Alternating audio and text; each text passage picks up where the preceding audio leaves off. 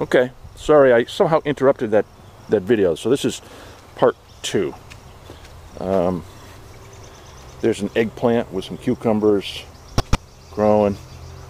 Here's really the best example of what I dreamed of when I sort of combined. There's a really good healthy pepper plant. Look how great that looks. And look at this cucumber growing out of the same hole. Gonna get some nice cukes there. Some more pepper plants, and here's a cuke that I put in out of a random hole. Sort of, that's not, you can see that's not in the same line as the peppers, but I'm going to grow this one up rather than out. And here in the back row, I've got some more cukes. Did I tell you I planted some cukes this year? And this one's growing up and out. There are only 2 cuke plants, two plants in there, and yet look at the size of that. It's 4 feet tall already, and as you can see, it's sending runners out around the side as well. So I should get some decent some sunflowers. Look how beautiful this garden is, this flower garden is this year. Really, really nice.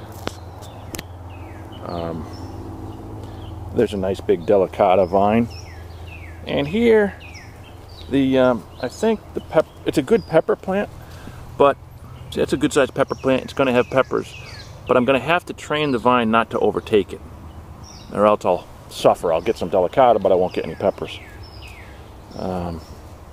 That plant there is another oop, I'm in the shade. Hey pup. Hey Maggie Moo. What are you doing, honey? You touring the garden too? Yeah. Just help yourself, honey. Go ahead and break whatever you want. So anyway, beautiful echinacea, purple coneflower right there, gorgeous bee balm, some more coneflower here. I've got some zinnia in here, some 4 o'clocks, little zinnias here. So really, really good stuff. Come around. And then here, this is the row where obviously I've got a lot of sunflowers. The vast majority of these are volunteers, but not all of them. Look at how beautiful. I mean, these are just magnificent. There's one in the back with some bees on it. These are just beautiful, beautiful. Now there are 3 different types of bees on that one, including one honeybee that's just on the petal. There's a bumblebee, there's one of those green bees I told you about, and then the honeybee is not even where it should be. And then down below in here, right down below in here, is where the pumpkins, so these are mostly pumpkins, also some spaghetti squash. You see I'm sort of training them to come up the hill this way. So they're getting some pretty long leaders, which is, oh, here's a nice view back at the garden. There's a catbird.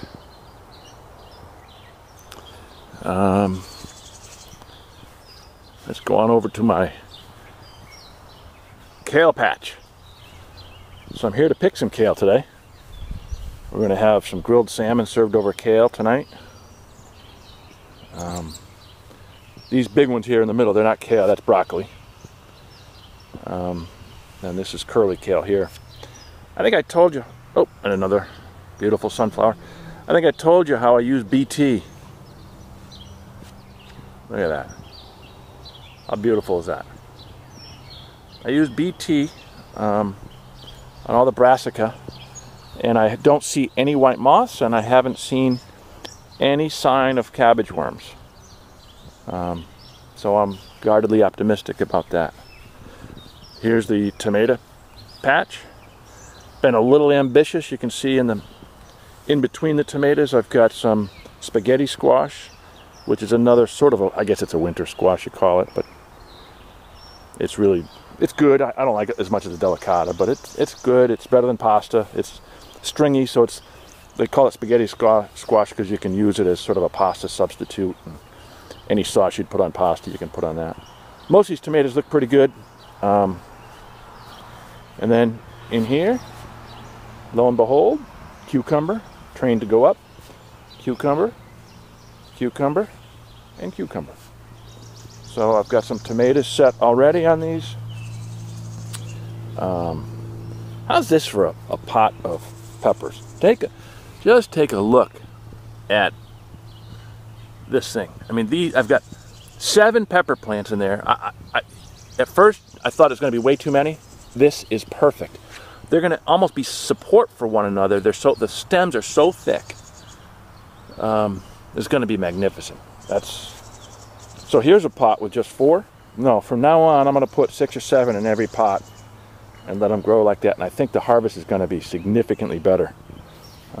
Require a little more water because, you know, that many plants sucking out of the...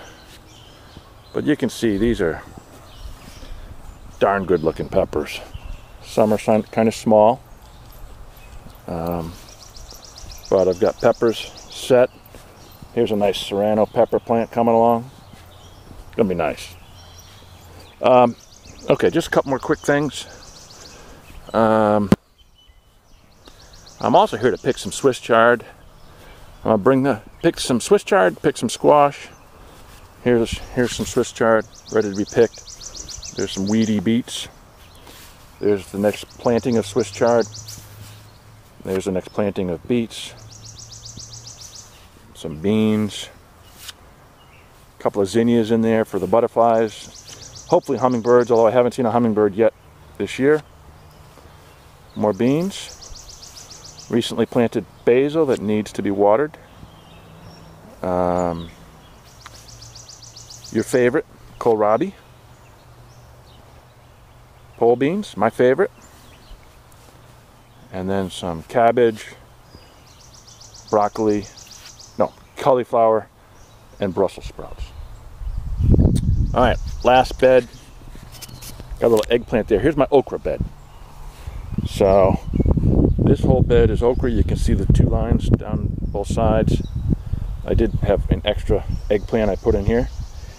And not wanting to waste space, you can see in between I've got some summer squash and some both yellow and green summer squash.